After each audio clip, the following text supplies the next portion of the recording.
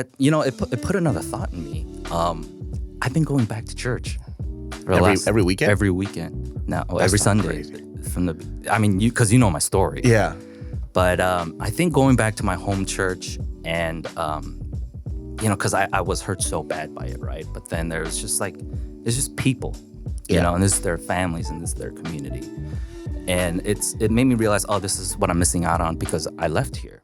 In 5, 4, 3, oh God, 2, God damn it, 1. What's up, everybody? Welcome to another episode of the Genius Brain Podcast. We are back in the studio. We have Ed Park, VP, here once again. What's up? Yes, we haven't shot one since before New Year's. Yeah, it was like November or something. And you were in Seattle. I did. Cold ass Seattle. Holy shit! I flew in like during the ice storm, so we were like the last flight to come in. Well, getting there was a fucking bitch too, by the way, because that week before Christmas there was a snowstorm first, and so we couldn't get on a flight on Tuesday, so we had to go out on like a Thursday morning. But then all the flights from Burbank, LAX, and Ontario, I guess, down south, is all booked. And they told us the only flights out were in, where the hell is Coachella at again? Palm Springs. Palm Springs, Jesus Christ. We fucking drove 3.5 hours to Palm Springs to catch a flight back to Seattle. We're going home for the holidays, goddammit. That's crazy, dude. We did it. And the flight was also delayed 3 hours. That's the same time around the whole Southwest debacle, right? Yes. Dude, yes. That shit was nuts. So for me, I drove back for Christmas instead because my mom wanted to give me a bunch of panchan. Yeah. So panchan is like you can't carry that on. Yeah. I'll get flagged so bad. They're like, what does it smell? What the fuck is that smell? It smells like a bomb. A bomb of flavor. Freaking, and she wanted to give me a bunch of panchan. So it was me, my brother, and Mariel. We decided to drive down. And then a bunch of my friends were like, oh, yeah, like I'm just going to fly this way faster. Yeah. They got stuck in Sacramento till like the 31st of December. Oh, my God. Yeah, because all their Southwest flights were canceled. Yeah. And they got the refund, but then they didn't want to spend money on another ticket, so they just stayed back further. For us, we just had like an hour delay on traffic because I decided to take the 99 instead of the 5.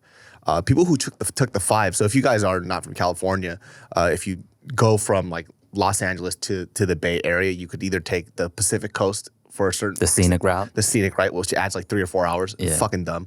And then you could take the 5, which is like a straight shot for like 300 miles, and then you switch over to the 99. For us, we decided to take the 99 instead because I had a feeling the 5 was going to be super busy. And then all my friends who went on the 5, they got home like 3 or 4 hours later. Good God. Yeah. That sucked. Because that road trip alone sucks, but if you're on a road trip and stuck in traffic, I can't fucking stand that. And there's no exit. Yeah. So you're just, the closest exit on the 5 is like 10 miles away from each other every time. Oh, dude. So it's literally the worst. But that Southwest flight fucked everybody over, and they said it was a huge debacle. Well, we took Alaska, and it was, like I said, the last one to get into Seattle before they closed all the runways because there was an ice storm came after. So when we landed, that was the roughest landing of my life. I realized I was grabbing the armrest super tight. Because it was snowing so much, right? Yeah, and the tarmac had frozen over. Oh, fuck that. Yeah. But the thing is, we land at midnight.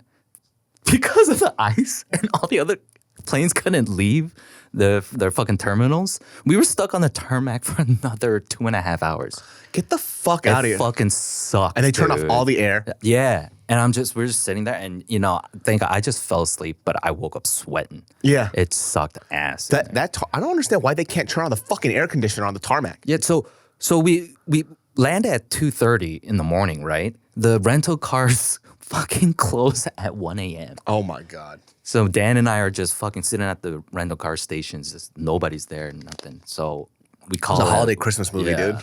We're gonna get home, I swear. We had to call an Uber to take us to a Motel 6 so we could just spend the night there. Oh my God, it must have smelled like fucking semen and fucking shame. It was pretty crusty, but, and the next morning we leave, holy shit, everything is covered in like an inch of ice.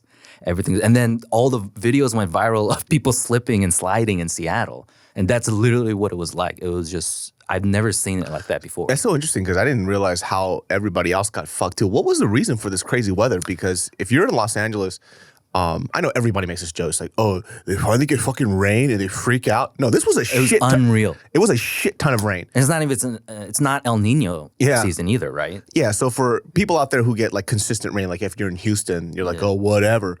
Los Angeles wasn't built for this type of rain, so the infrastructure here is just gets fucked. Like the freeway was flooded. Yeah. So it was pretty fucking terrible.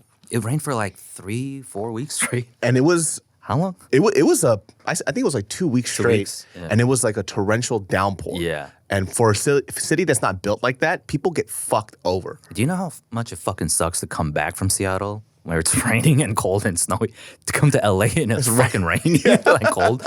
Like, god damn it. Like, that fucking sucked. But it's part of I guess there was a huge Arctic chill coming from Alaska that has to do with the cycle of the currents in the Pacific Ocean. So that's why the Northwest is so green. All that Arctic, whatever, the air, atmosphere comes down to Seattle and just becomes rain. And then it just dries up when it gets down to California. But then that shit, I don't know what the fuck the explanation is, but it went all the way down to Mexico. That's fucking crazy. So that's why everyone on the West Coast was getting this rain. But then it didn't go past the Rockies because that's just how that's just how they are all works. The time. Yeah. What did you do during Christmas? Dude, so I went to church, right? It's the first time I went back to my home church in like 8 years. Which was the big mega church? It's not a mega church, but it's a big Korean church, right? Yeah. So our main sanctuary is like a dome, kind of. I guess. Oh shit! It's big. It fits like 1,000+ people. Oh, that's a big Korean church. Yeah. So it's the first Korean church in Washington State, and last year was their 50th anniversary. So that's pretty old for a Korean American church. Yeah. And so I get there like 10-15 minutes late. And so there's no seats in the back, obviously, right? And I'm like, fuck, I guess I'm just going to chill out in the lobby. And the usher's like, oh, come here. I'll get you a seat. And then I was like, all right, I'll follow him. But little did I know, it was at the way fucking front. I hate that shit. All the way in the front. And then I haven't been to this church in a long time. I just forgot how big it was. You know how lonely that walk is when you're walking by the walk yourself? of shame. The walk of Christian shame. Oh, my gosh. So... yeah, that was weird. But, it put another thought in me. I've been going back to church. Every weekend? Every weekend. Now, every Sunday. Crazy. Because you know my story. Yeah. But I think going back to my home church and, because I was hurt so bad by it, right? But then there's just people, and this is their families and this is their community. And it made me realize, oh, this is what I'm missing out on because I left here. And it put something in me like, hey, let me just try to find this again in LA, And I went to Citizens. It used to be called Sovereign Grace. Oh, that's right. Yeah. They used to call it Sobering Grace, actually, because everybody was fucking dog. On Saturday, you show up to church Sobering Grace. You know what's so funny about Korean churches in LA, and this is the one thing that I found out, because. Okay, yeah. So I went to a bunch of Korean churches in Sacramento, right? Yeah. But when you're in a small town, like your church has also a small town vibes too. Yeah. And typically, what I found from a lot of small town vibe churches, they don't deal with as much bullshit as like mega city churches, right? Because I don't know what it is, but the faith seems to be stronger in smaller churches than it is in some of these bigger.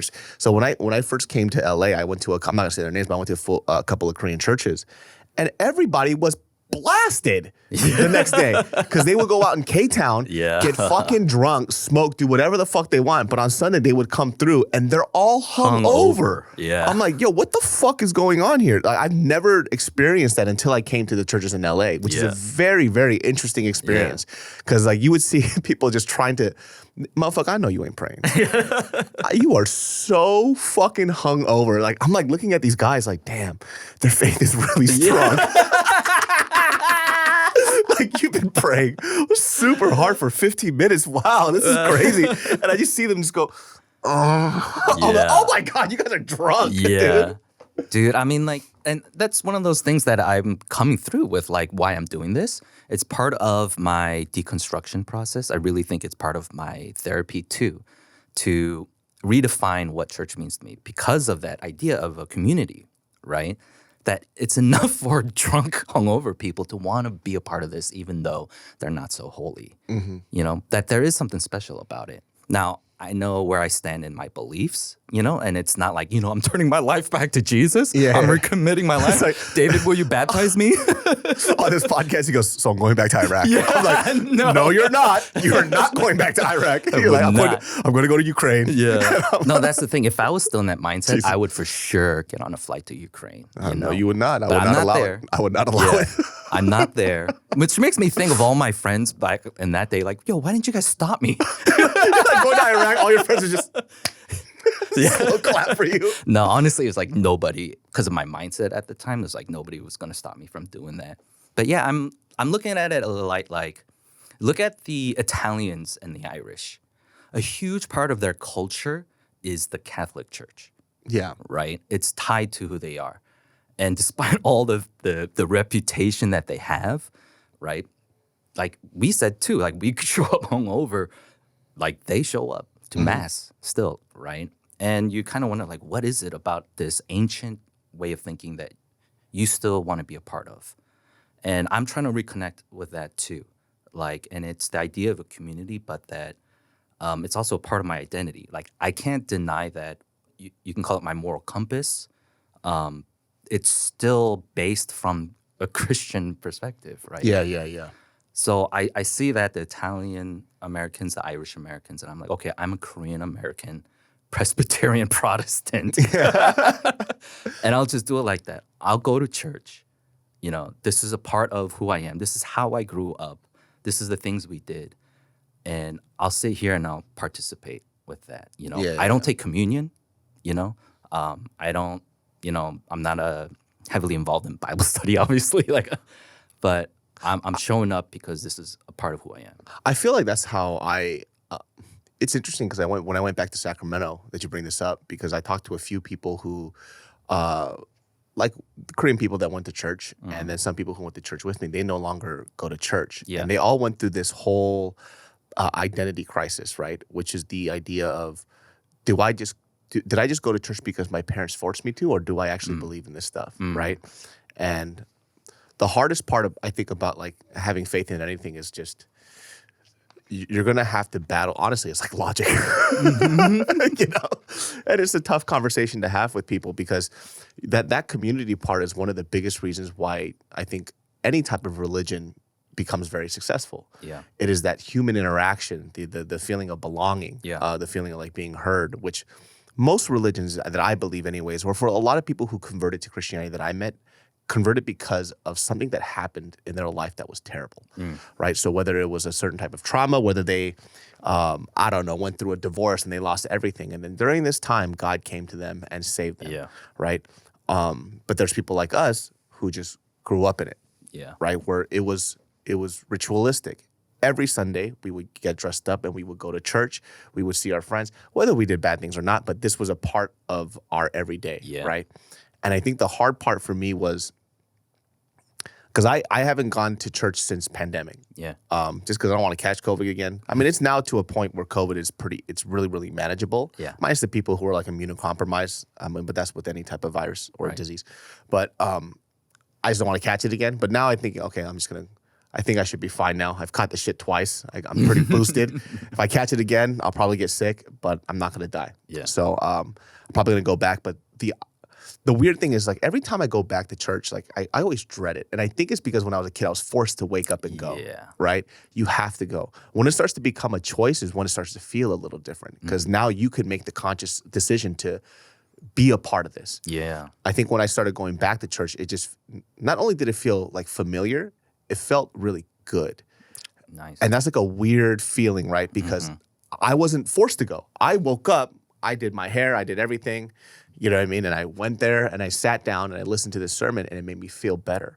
So I was like, okay, whether it's something that I truly believe or not, something about this thing that I've had since I was a kid makes me feel good. So I think I'm going to stick with this. Yeah. Right? For new people who come to the religion, I don't know what that feels like, because it was a part of my everyday. Like, it's a part of my nostalgia as a kid. It's a part of my relationship with my parents. If I give up this religion, I give up more than just the religion. I give up a huge part of not just my identity, but of my comfort. Yeah. Right? And how I participate. I'm not doing small group. I'm not doing any of that stuff. I'm going there for the sermon, the good word, and it makes me feel good, and then I walk out. Yeah. You know? Yeah, but the way we grew up, remember how they used to judge people who do that? Oh, yeah, for sure. Oh, You lukewarm? Right? I spit you out. That's right. Lukewarm. Christian. I forgot. Bro, I've been called that so much my whole life. It's Yeah. like, no lukewarm Christian. Yeah. No. It's like, oh, you're either hot for God or you're cold. Yeah. You can't be lukewarm, you know? Yeah, I dude. forgot about that shit. Oh, God. But, Trauma. But I guess because we're older now and we realize not everything is so black and white, that I can be okay and ride in that gray area. That I want to find peace there in the gray. Yeah. I found that me being so binary in my beliefs, like this is it. This is Christianity. This is what you're supposed to do, is what ended with me going to Iraq, right? Yeah. But then I do need to find, look, there's a piece in the area right here where, you are not in control, where you are giving it up, to Jesus or God or whatever. Or literally, for me, it's accepting the positive parts of church because, you know me, for the last, so many years, confession time, I was shitting on Christians so hard, like fake-ass Christians, because I was angry. And I did it a lot. Like, if I saw someone being a fucking hypocrite, I'd call them out on it. And I look back on it like I was a massive fucking dick as I did it. Do I apologize for doing it? Not. I apologize for the tone in the way I did it. Yeah. But I do believe that fake ass Christians should be called out for their hypocrisy. But I am now coming out of that to really be like, okay, where do I like fit in, and what can I contribute in a positive manner instead of trying to destroy Christians' faiths. Yeah, that was my thing. Because like the most dangerous thing about someone who really knows the Bible and theology, right, is going to a Christian and deconstructing their faith and literally telling them, I do this. Like, you're not actually a Christian, bro. If I'm going to hell, I'll see you there with me. Yeah. Like, I'd say that shit, Yeah. you know?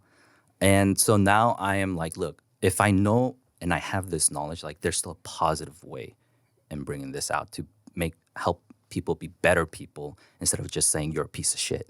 Yeah. You know, because even still, like, that's not the gospel either, right? It's fulfilling the redemption of your faith. Yeah, I think the hard part about the hypocrisy thing is, because, I've definitely called people out on that stuff. Not because I was this ideal version of what a Christian is supposed to be or somebody who believes in the faith. Mm-hmm. It was just, I would always chew out people that would be, it was a person who would condemn others when they're the piece of shit. It's like, dog, you're going to hell, bro. Yeah. Like, you're going out of your way to make other people feel like shit because of their lukewarm faith. Yeah. But at the same time, it's like, bro, you deal drugs. like, fuck are you talking about, man? And, I don't know whether it's like a coping mechanism for them to make them feel better about them understanding they're doing something that's not Christ-like. So they have to put it on church to get the brownie points. Mm-hmm. So hopefully in this dangerous lifestyle they live in, they'll make it to heaven. Yeah. I mean, that's the gangster faith. Yeah, exactly. Like, one of the weirdest things, too, I got this message from this guy, and I don't know if it's necessarily, I think it was just because of it's not the Christian faith part, but he did go to my church, right? And this was a guy that, he grew up in a nicer area, right? And there was these dudes that were like fake gangpes, like, fake gangsters, right? Yeah. I grew up in a not so nice area. I was never a gangster. I've said this multiple times on the podcast, and most of the stories that I tell is like people that I grew up around that were older, right? Because I wasn't really involved in that stuff. I was just in the periphery, right? This podcast is brought to you by Secret Society. If you guys don't know, this is a premium fashion basics line that I started with a few friends of mine 5 years ago, and we're going strong. So if you guys don't know about Secret Society, let me fill you in. Now, in a world where everybody and their mom is selling clothes, we are not the same. So when you guys buy clothes, you guys know that typically you'll have two options. Fast fashion is cheap looks cheap, feels cheap, same cut, same crap stitching, and you know it's going to fall apart after a few washes. I hate it. Or you can go to high-end fashion, you pay an arm and a leg up to $200 to $300 for a piece, but you buy it for the namesake. And on top of that, there's a lot of those high-end brands that just use blanks with their logo slapped on it, and you don't know, but you still pay $300 for it. We are not fast fashion, and we are not these other high-end brands. A lot of pieces, if not of majority of ours, are cut and sew, garment dyed, and hand selected fabrics, and every piece from old to new from previous lines goes with everything else that we have. So premium fashion basics are not easy to make, but we fill in that gap between the two options that clothing offers. The new Element collection has been restocked, so check it out at secretsociety.com. That's www.secretsociety.com. And so being in the periphery of people who like literally have like killed and murdered people, you kind of absorb some of that stuff, right? To a certain extent. Yeah. And so there are these dudes at church who I know what area they grew up in, very nice, right? And they had their version of what it was to be tough, right? And then there was my shitty fucking area where these guys would eat these motherfuckers alive. Posers. Exactly. Fucking posers. Posers. And so this guy, I remember one time at church, like my dad's like a leader in the church. And, he took it upon himself to always punk the younger Korean kids, which it was a rite of passage for a lot. But this guy was really excessive with it, right? To the point where it was like a power thing. Yeah. And I just remember one time, because I was bigger. I was this size when I was 14. And so he was trying to punk me, and I was just kind of playing nice. And then, church ended. I just remember I walked up to him and I shoved him against like these like curtains that separate the sanctuary. I was like, if you ever fucking touch me, I'll fucking murder you, dude. Yeah. I'm like, this is church and my dad's like a leader in here, but I swear to God, if I meet you else, I'll fucking murder you. And so I remember this guy would always try to bully me, and I just got sick of it because he also knows, like, he and I grew up very differently. Yeah. And I think he enjoyed being able to do that to me at church because nothing was going to happen to him. But I was like, dude, when church ends, I'll fucking kill you, dude. Like, I'll literally find like some of my older like homies and they'll fucking murder you. Yeah. Like, don't touch me. And it got to that point. But lo and behold, years ago, I'm on YouTube and he messages me out of nowhere. He goes, yo, man, I just want to let you know I'm super proud of you, blah, blah, blah, blah. I just want to like reach out to you and say, hey, can you do like videos like on the subject of like bullying people? I'm like, bro, I'm not even fucking making this up. I got to find this on Facebook. I don't use Facebook anymore, but he DM'd me that shit on Facebook. And that triggered me super fucking hard. Yeah. And I just wrote back to him. I was like, hey, you fucking hypocrite. I was like, if it's something that you're so passionate about because you feel guilty for the way you treated people at church, then you do your own fucking video. Don't put that shit on me. And also, we're not friends. So don't fucking hit me up asking me about this shit without, number one, you should probably apologize to me. Yeah. Right? Because I was like, you remember when I had to check you fucking hard as a 14-year-old and you're like this 18-year-old kid, right? Yeah. Like this little kid fucking punked you. So it's like, if you wanted to do that, you should do it yourself. And that was that type of hypocrisy I hated. It's like, do you think that all the shit that you did just erases? Yeah. Like it doesn't just disappear, Yeah. you know? So that was the type of Christian that I hated a lot. It's just, I don't know what it is. Maybe it's like them trying to like gaslight you and say, oh, I never did that. Yeah. You know? It's like, no, I specifically remember you did. But I that's the part of the faith I think a lot of people hate, right? Yeah. And I think those people are the ones that do the most damage. Like you could participate in this faith and try to better yourself every day. But when you start feeling like you're in a position to lecture other people about like morality and piousness, when you're not even in that position, is the part that fucking kills me. Right? Yeah. It just because it makes me want to just, I'll fucking go, I'll see you there. You know? No, for sure. Like that's the shit that triggers me too. And it brings up the anger. Like I had a lot of thought about, I'm gonna say not thoughts as much as it's ruminations about my past and how to rectify the hurt and the pain. But like massively, it was about hypocrisy. And I was always fighting it with my words. Oh my God. So when the George Floyd stuff and the BLM stuff was going down in 2020, like everyone's talking about it on social media. This one girl, she's Korean, man, she wrote all these things about how she's a minority, so she knows, but the Bible's appointed Trump to be our president and we should trust him, and that white people aren't racist, cops aren't racist, all these things that people didn't need to hear. Yeah, what's going on with her? Right, and so she was talking about even like affirmative action shit too, where it was like she was dating a wide receiver of the Seattle Seahawks at the time, but he's on the practice squad. Okay. And she's saying he can't make the team and play on Sundays because they put black people above white people.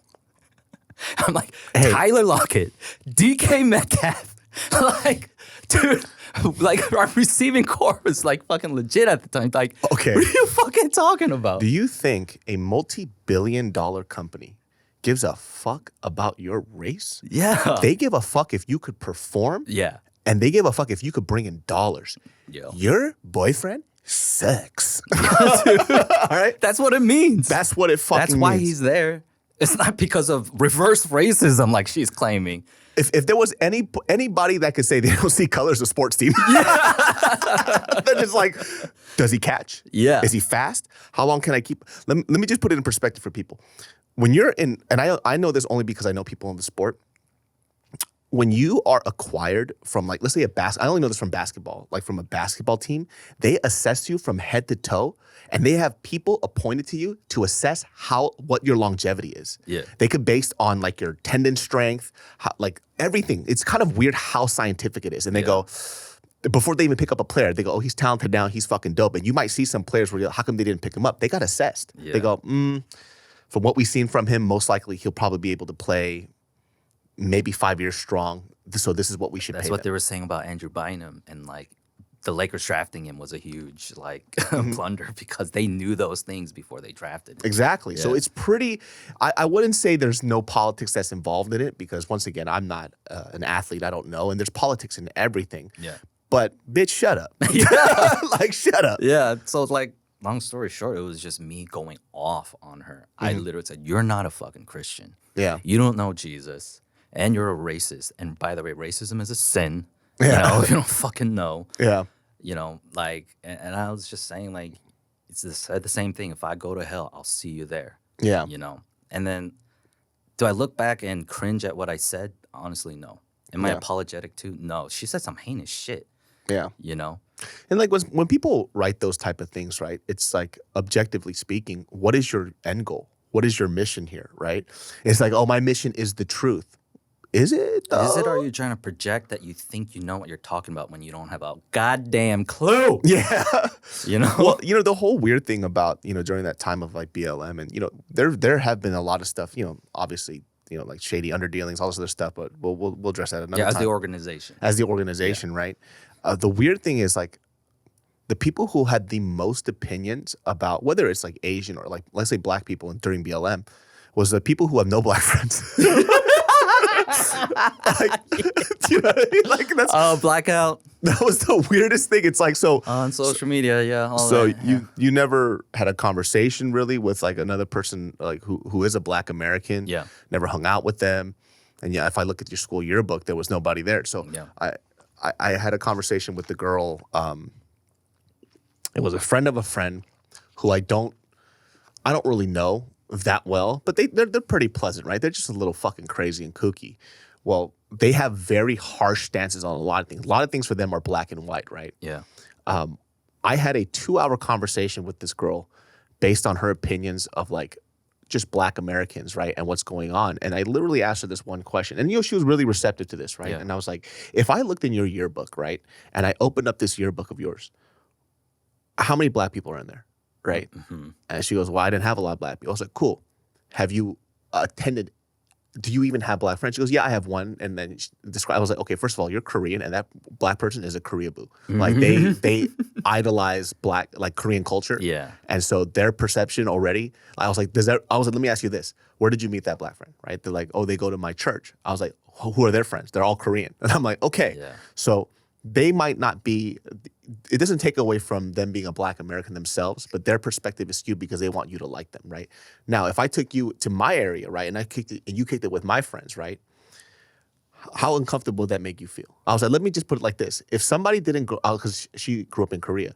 If somebody didn't grow up in Korea, right, and they told you this is how Korean people are, they never had a Korean friend, never shared a Korean meal, never nothing else, wouldn't that bother you, right? And I was like, Yeah. how is it that you're doing the same thing? Right. And she goes, okay, I can understand that. Right. And I think that's where a lot of people come from, right? Where Yeah. they don't have a perspective. So, and I've said this a lot too, where my perspective based on a lot of people is from my personal interactions with them. Right. So like any culture too, there's always going to be an outlier, or there's going to be a certain amount of people that are going to fuck up your perception of who they are. Because a lot of my friends who are Asian, right, that I don't kick it with were also gang members. Yeah. So is my perception of Asian culture based on these people? Yeah, or like all Asians are gangsters. Exactly, Right? Like, right. no. And that We're was not just a monolith. Yeah, that was a weird conversation to have, with them. I mean, that attitude is, well, that jumping the gun attitude. Yeah. To speak before you really know, let's Mm-hmm. say. We saw it happen this past week. There was tragedy. Speaking on, we had our New Year's, and then there's Lunar New Year's. Yeah.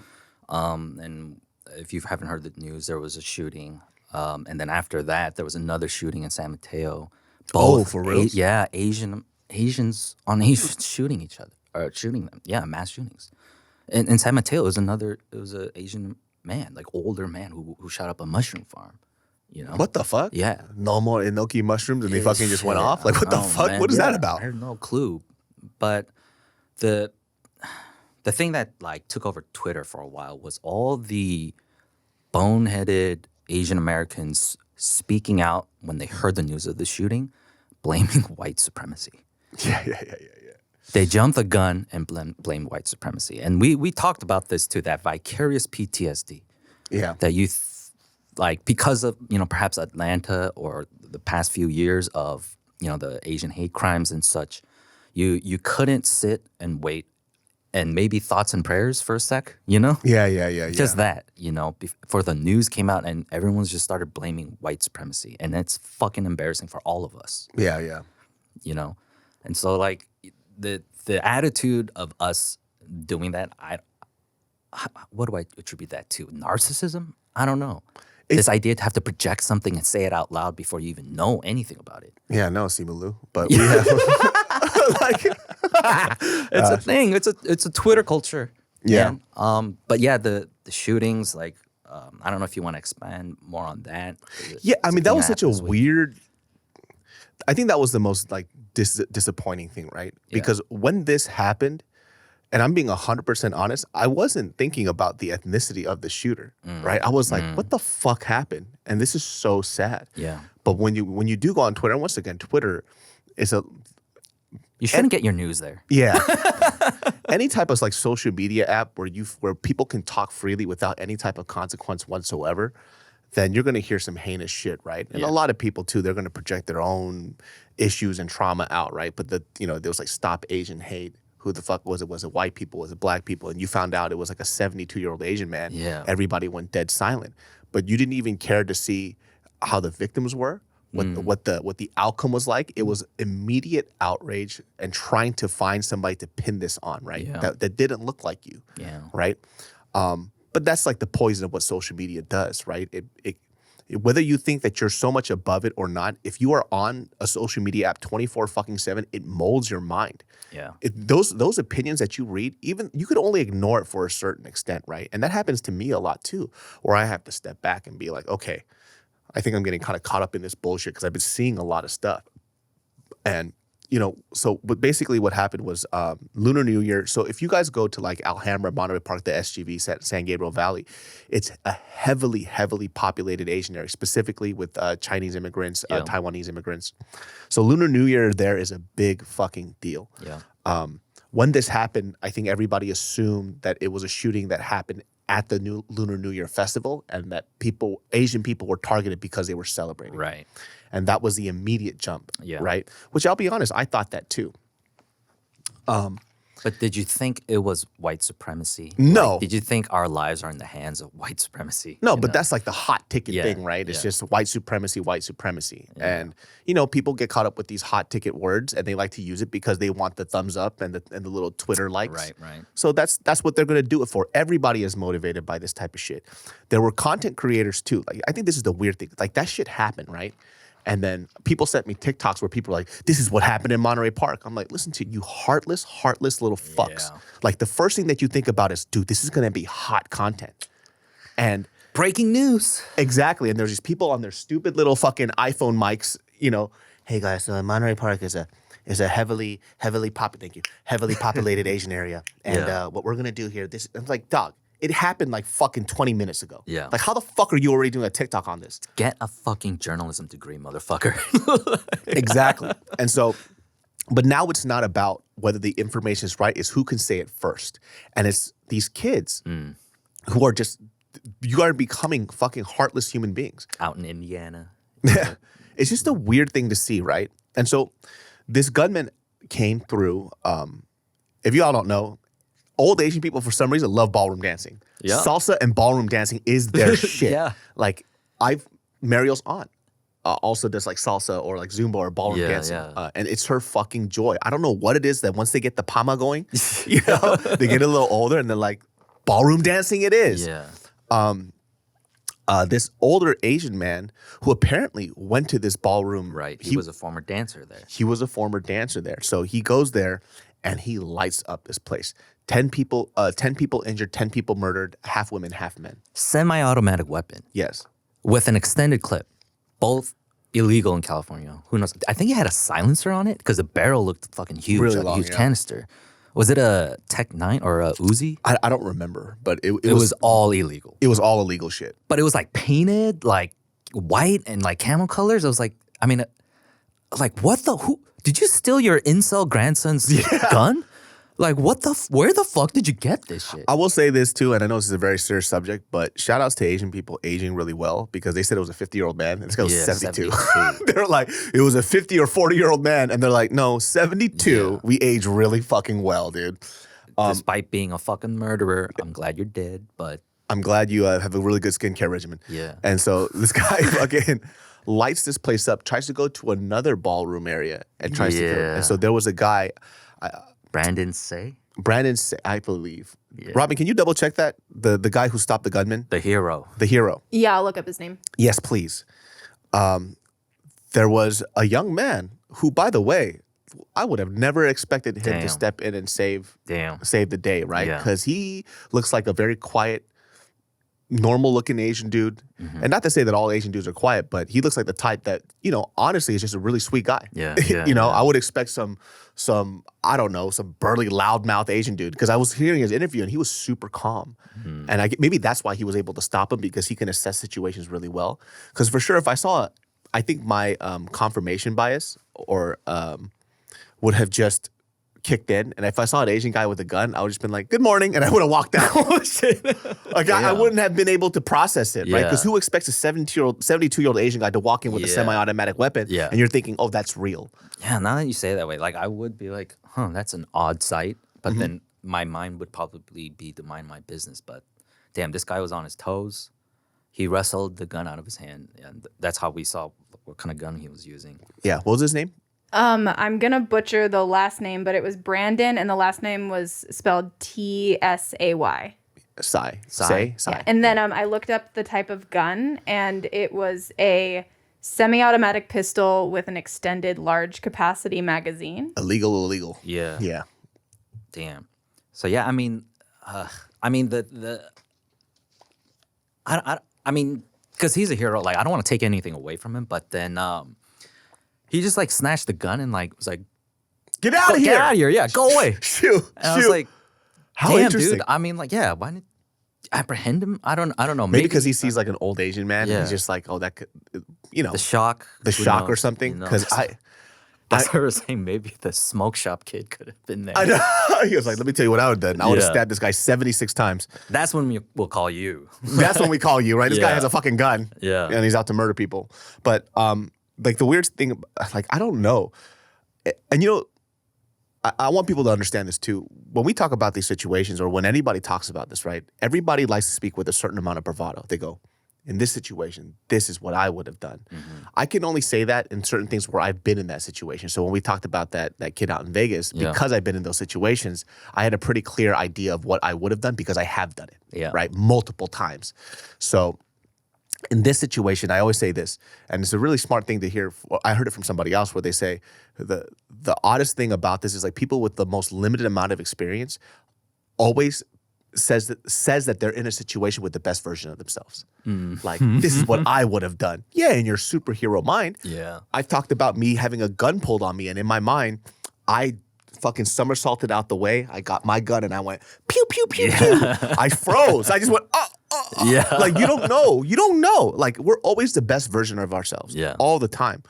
in that situation, I'm pretty sure that I probably would have got killed because I would never in my mind picture a 72-year-old Asian man with an illegal automatic pistol with an extended clip coming in. I would have just looked at it and been like, oh, he has a toy. Yeah. Have a good day. And I would have walked out. Yeah, like maybe he's buying it for his grandkid or something. Like he got away from, I guess, wherever he was, and there was a man search for this guy, right? And then they ended up finding his body in an old folks home, right, where he lived, I guess, in his car. He shot himself in the head. Like in a white van or something like that, right? I guess the car had more weapons and stuff or something, but The shitty thing is like, it sucks that he gets to take his life because he doesn't get to pay for what he's done, right? And he got to go out his own way. He got to do his own thing, leave this earth the way that he wanted to, which is fucking unfair. Yeah.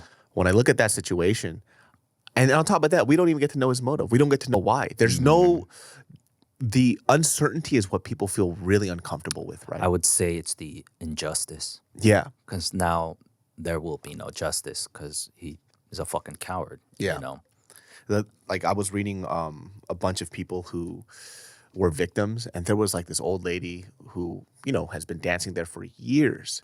And then she lost her life. Like this is so sad. And now we have that topic of gun control coming back up again.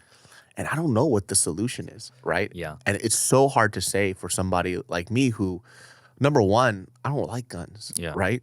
But I also have to think about things in a realistic standpoint of you will never, ever take the guns from American hands. You can't. Like you absolutely cannot. Yeah. No matter how much we want it, it's just there. Like, once again, the gun that he killed these people with was illegal. Yeah. It wasn't through legal means. So the idea that he was able to get this modified weapon, or if he modified it himself, it was all through illegal means, which is going to happen either way, right? And I think that's like a reality that a lot of people have a hard time grasping, right? Yeah. Especially for a lot of people who don't know guns, who aren't around guns, who haven't been around people with guns. Growing up, you think every single one of my friends who had a gun, well, they're not really friends, but the people that I grew up around had guns. Do you think they were grabbed through legal means? They were all fucking illegal, and they had crazy shit on them. So I don't know what the general solution is. Are we just fucked? Yeah. I mean, like, we were having dinner that night it happened. Mariel's friends came from Korea, right? And then during dinner, we were talking about the shooting. And then, so I was curious about their position because, like, they're visiting America, right? Like, I was like, this is probably, like, your first time, like, experiencing this, like, being within a vicinity, like, 10, 15 miles from it. And I think she was saying like how her friends were texting her like, "Are you okay?" Stuff like that. And it's like, it was interesting to see the perspective of someone from another country to be like, to see us. I don't know if we're apathetic, but we're just like, damn, again, another one. Again. We so I shot at JK News, and then we went to go eat at a Sichuan spot, and that shooting happened I think like a couple blocks from where we were eating, and we were outside. Talking outside when it happened. Oh my God. But, we didn't hear anything. And then when I got home, Joe texted me saying, dude, this happened like a couple blocks from where we were standing outside. So like we could have died. Yeah. And we don't know these things. And then, my mom calls me too, and then she's like super fucking worried. She goes, "Are you okay? What happened?" And, I fucked around and I was like, I died. She hates it when I joke like that. And I was like, I basically told her, I was like, 나 안 죽어. 나 절대로 안 죽어. She's like, I'm not going to die. I'll never die. Which joking around makes her feel better. But that's a concern my mom had, where she's just like, oh shit. Like, I know that he goes out in that area a lot. And I actually was literally there. And, that's a very scary and sobering feeling where every time I've heard of a massacre, it was never this close. It was somewhere else. It was in Vegas. It was, I don't know, fucking Virginia. But I've heard from cop buddies who told me that there are so many shootings that happen. Like, you just are fortunate you only get to hear the few that are on the news. Make the news. Yeah. It's that prevalent where people are getting shot and killed every day. There was a time where I was shooting this content with this group of people, and it was in a building off on Sunset, and in front of me there was a Carl's Jr. where there was cops all around. Well, there was a guy on a dude on a bike that was stabbing people. Jeez. And then he went into the Carl's Jr. to stab people up, and then he came out, and then he got shot. Yeah. That didn't make the news. Holy fuck. I was right there. Yeah. It didn't make the fucking news. And that was like one of like a million, like 100 things that happened that day. So something bigger probably happened, so it wasn't covered. Yeah. Which is kind of nuts. Or maybe somebody wrote a small article about it. But to me, I'm thinking, yo, this is going to be huge on the news. Didn't hear nobody heard about it. Yeah. I mean, like when I was in Iraq, I made friends with a translator with the Marines. And he was in the thick of it in Mosul, you know. And when he was our guide all around Erbil. And he was a guy whose sister died in a car bomb, and then a week later, his fiance was killed in a car bomb. You know, so he hates terrorists. And then, you know, we had a really great relationship for a couple months, and then he had to go out on this mission to Mosul. And we were sitting around the living room in the home we're staying at, and then it's BBC News, and it's like, boom, breaking news. An IED, a car bomb, like something just has exploded and has killed 5 American soldiers, right? And on BBC News. And we're just getting reports, and we're like, holy shit. So we try to call our friend, he's not picking up. And then like 15 minutes later, he calls us, and then he's like, it's so crazy, you're calling me right now. And he's like, we saw it on the news. He's like, yes, a bomb just blew up. And then I said, yeah, we heard 5 American soldiers die. And he's like, what?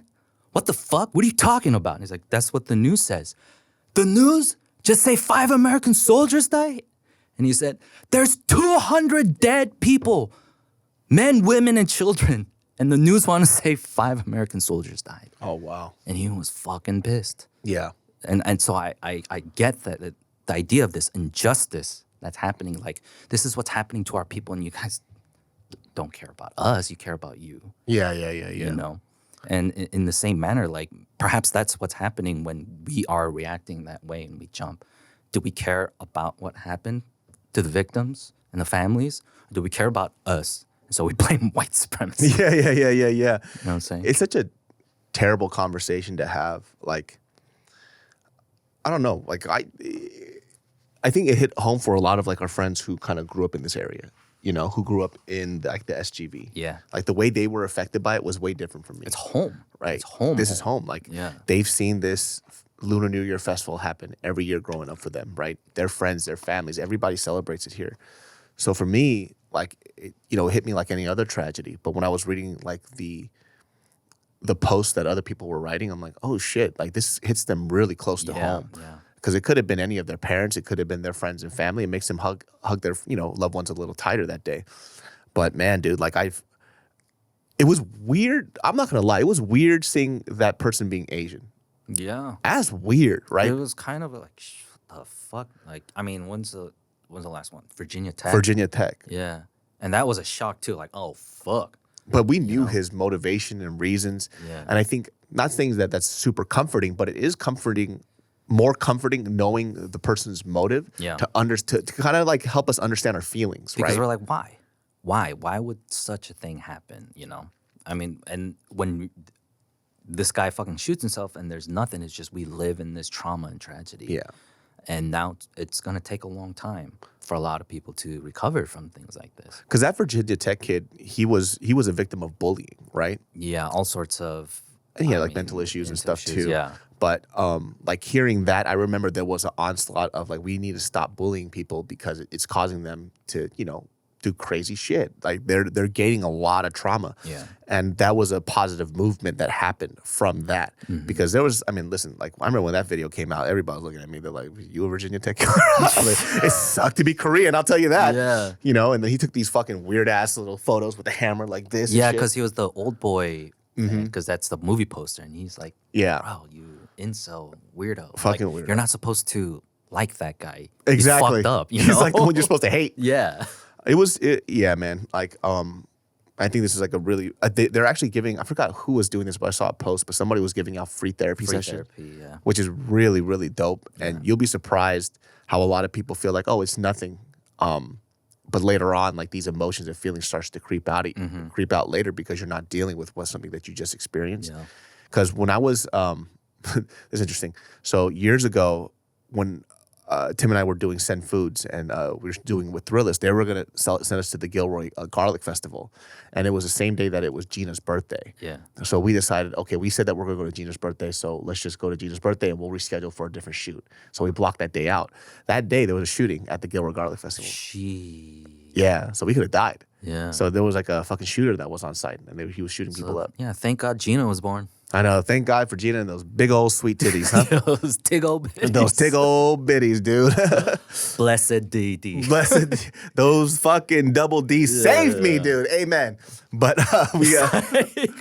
Like your brain could have said, make that money and go to the festival. Your dick said, let's go to this birthday party. Let's go to this birthday party, right? But it was, that was a sobering idea. I mean, fact too. So the news was Governor Gavin Newsom, Sacramento's the capital, correct? So yes. That's where he's at. He flew down to LA, came to SGV or Monterey Park to speak to the people in the community. And as he was speaking, another shooting happened up north. That's crazy. And it was another old Asian American. I don't want to say Asian American. I don't know his status, but just an older Asian man who shot other Asian farm workers at a mushroom farm. And nobody knows why. He was killed. I think he was killed. I have no idea like what the motives are, but then I think it's just the tragedy on top of the other tragedy. It's like I don't know, like this man up north, it seems like it's not because, he heard a shooting, now I'm going to do my thing. I felt like once it came out, another Asian man did it. He's like, you know what, fuck it, I'm going to do it. That's the feeling I get, you know? People were talking about this too, where, the news has a certain amount of responsibility for highlighting these things, because they're saying that it could be a possible incentive or trigger something in somebody else to react the way, because there's people who just want notoriety. Yeah. They want to be infamous. So they'll see that and they go, oh, well, now it's my turn. They'll write their manifesto. And there's a big conversation with that with the Netflix documentaries glorifying serial killers, where people are having issues with it, specifically with the Jeffrey Dahmer one that came out. I couldn't watch the Jeffrey Dahmer thing because I read too much about it. It's like I already read his Wikipedia one day when I was bored. It's like, I don't think I want to watch that happen. That's what happened to me. So I read up about him pretty extensively. Yeah. And then when I was like, cool, I'm gonna watch it. I watched it and that made me sick. Yeah. And it's very hard to make me sick watching something, but only because the stuff that I watch is fictitious. This is real. It happened. It was such an odd thing to see, and especially because I think the part that kind of was very unsettling, and I know this happened in the past, but just hearing about it upset me, was when that young kid, it was the Cambodian kid. This guy got fucking lobotomized. He's butt naked screaming, and then the cops come in and they tell the lady who's like screaming at him, like, look, weird shit's going on across the street. Tells her to shut the fuck up, stop causing trouble. Yeah. Takes that kid and sends him right back. Yeah. And it was, this is the time where you could say there was a lot of racial injustice. Yeah. And that was like one of the biggest things that happened, like in the news, is like the reason why these people died is because the cops failed to do their job because they looked at the black community. Like they didn't care about them. Dark-skinned people, they didn't give a fuck about them. Yeah. And that's the part that fucked me up really hard. And that first scene too of him just trying to like sexually assault and rape that young black man, it was so visceral and real, and it was worse than what I pictured in my head. Yeah. And I think that's what, after that first episode, I was like, I can't watch this now. Yeah. This is too real. If this was a fictitious story, I'd be able to stomach it and be like, okay, this director and writer really got into the head of the psychopath. But knowing that was a real person, I'm like, I can't do this. Like, that's the thing about, I don't know if you want to call it trauma porn, but perhaps it is. Oh, for what sure. What draws people to want to watch that? Because, I mean, people as of late have become obsessed with true crime. Right. And I think that might be the attachment to it, but it is, I feel like, degenerating us. I think that kind of shit isn't good for us. Like, he was almost out of American consciousness. You know? And probably I felt like maybe that was like them thinking that's a good time to bring this shit up, because it's been 50 years. Well, look at the creator of Black Mirror. He hasn't done a new season because I think he put out a statement saying that, it was he or she, I can't remember, but saying that this is so real to what's happening right now, and the world has so much like trauma and like darkness. I don't think we need this. Yeah. And so that's when they're like, okay, time for this Jeffrey Dahmer one. Yeah. You know? So it filled Shit. that hole. Yeah. People like that too. And people talk about how you will definitely bond over negative and traumatic experiences rather than happiness. Yeah. People almost prefer it, right? That's why you see online talking shit is way better than spreading like positivity and love, Yeah. right? People bond with that stuff, and it's a pretty empty bond, you know? I think for us, I guess, as a society or whatever, like there has to be some kind of reckoning with like that's the thing. We do need a Black Mirror, quote unquote, and perhaps like that's what those shows like Black Mirror and like the Twilight Zone and The Outer Limits. Those shows were to show us hypotheticals about us as human beings and the situations we're in. That's why, like, I feel like those shows would be important today. But then, but in a sense, like one TV show can't do that for us. For like, how many Americans are there now? 350 million, Yeah. right? Like to change an entire culture or anything like that. Especially because you can't make any laws, like to prevent such things, or to force people to do anything at all, as far as your own personal thought goes. But then for us, we do have to look at ourselves to be like why we enjoy certain things and why we are entertained, you know? And also where we stand like when people get hurt, you know? And where our empathy goes. If I could interject as a fan of true crime, but I also recognize the problem with the entertainment aspect of it today, there's a side of it as a woman where it's taught me a lot of tips and tricks on how to be aware of my surroundings and stay safe and what to do in instances like that. But with the whole, the murder of the 4 students in Idaho and everything that was going on with that, a lot of people online were like deciding that the roommates that survived should be suspects and like torturing these poor survivors. And now a lot of those internet people who are talking about that are actually being sued now that a suspect is in custody and things are kind of calming down. And it's just such an interesting thought to think that like there's a weird, I don't know, like people think they have a right to comment on those things when it's just like you can just be a silent observer and respectful of family. It's like a weird blurry area, but Yeah, it was fascinating. It's content creation now, right? So Yeah. people are almost waiting for some shit to happen so they have content to talk about, right? It's an expression of their obsession. Yeah. And like, I mean, if they wanted to do another Black Mirror season, they could make that happen pretty easy over just the shit that's happening right now. Yeah. And like the stuff that they kind of relatively predicted, like for example, there was the episode of Black Mirror where they had the rating system, right? And it happened in China. They have a fucking rating system. social. Dude, have you seen the rules? Like, there's a poster of like what earns you social points and what like loses No. social points. It's so fascinating. We will bring that up another time. Okay, for sure.